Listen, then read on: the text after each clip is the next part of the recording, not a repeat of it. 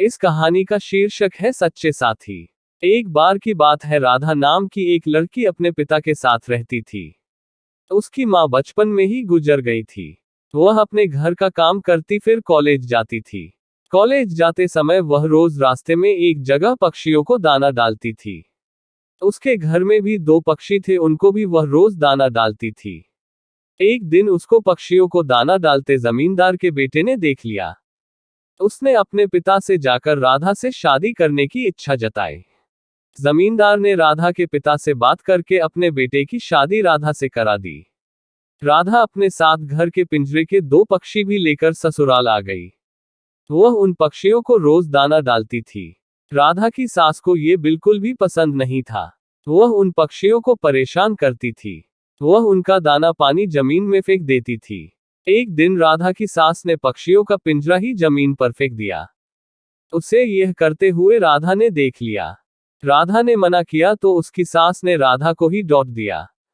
इन सब बातों से राधा परेशान रहने लगी। एक दिन राधा के पति ने परेशानी का कारण पूछा तो उसने सारी बात बता दी। उसके पति ने राधा को पक्षियों की भलाई के लिए उनको पार्क में छोड़ने की सलाह दी। अपने पति के कहने पर राधा ने उन दोनों पक्षियों को बाकी के पक्षियों के साथ पार्क में ही छोड़ दिया।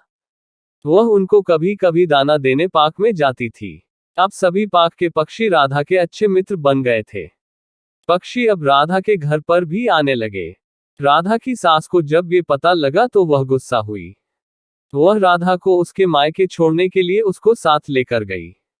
रास्ते में कुछ चोरों ने राधा की सास के गहने चुराने की कोशिश की। तभी राधा के पक्षियों ने आकर चोरों पर हमला किया, जिससे चोर भाग गए। इसके बाद राधा और उसकी सास घर ही लौट आए। अब राधा की सास की सोच पक्षियों के प्रति बदल चुकी थी। उसने राधा से कहा कि अब हम दोनों चिड़िया को दाना देने चला करेंगे और पहले के 2 पक्षियों को घर वापस लेकर आएंगे। ये बात सुनकर राधा बहुत खुश हुई।